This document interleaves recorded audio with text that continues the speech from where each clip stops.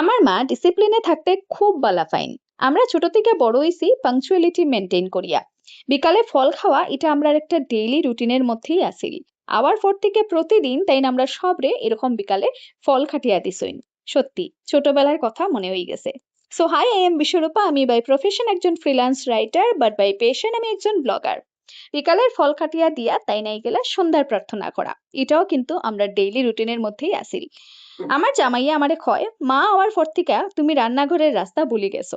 কারণ আমার মা আইলে আমি আবার তার মেয়ে হই যাই, আমি ভুলে যাই যে আমি ম্যারিড আর এটা আমার সংসার।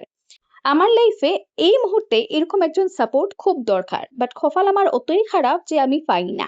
আর আমি নিজে লাইফে এখন এত স্ট্রাগল করলাম যার লিগে বাড়তি কোনো স্ট্রাগল নিতেও আমার ভাল লাগে না।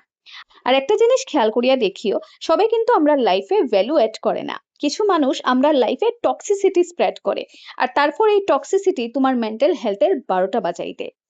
আজকে ভোরবেলা মা তারার ফ্লাইট, তারা আবার শিলচর ফিরিয়া যাইরা গিয়া। আমি তার সুটকেসটা গুছাই দিলাম আর তার কাপড়ের স্মেল লইলাম।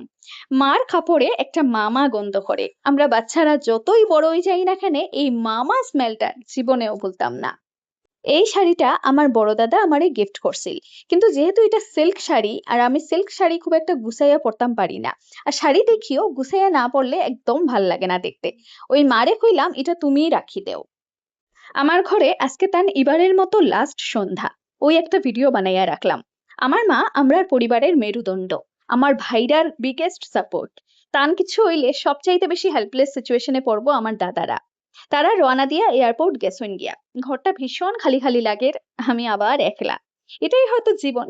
এনিওয়েজ, দেখা হইব নেক্সট ভিডিওতে। Till then, bye by.